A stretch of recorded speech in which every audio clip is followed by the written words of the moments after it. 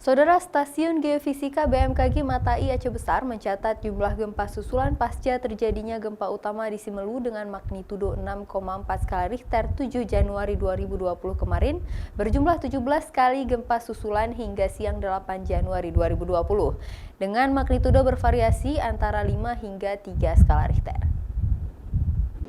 Sejak gempa utama dengan magnitudo 6,4 yang terjadi kemarin di Simelu, hingga siang 8 Januari tercatat jumlah gempa susulan sebanyak 17 kali kejadian dengan magnitudo bervariasi antara 5 hingga 3 skala Richter.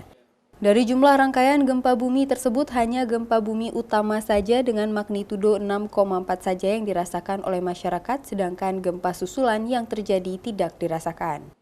Walaupun demikian, masyarakat dihimbau untuk tetap waspada terhadap gempa susulan, walaupun umumnya gempa susulan yang terjadi trennya mengecil.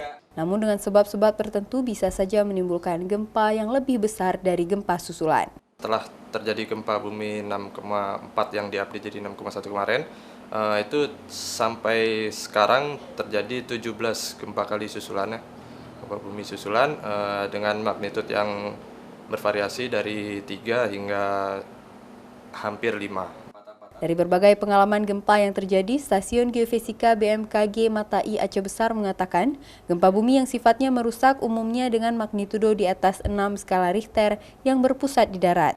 Seperti gempa Pidijaya 2016 silam serta gempa Bener Meriah yang terjadi 2013 lalu. Namun, gempa yang berpotensi terjadi tsunami bermagnitudo di atas 7 skala Richter dan berlokasi di laut dengan kedalaman dangkal yaitu 0 sampai dengan 30 km. Mustajab,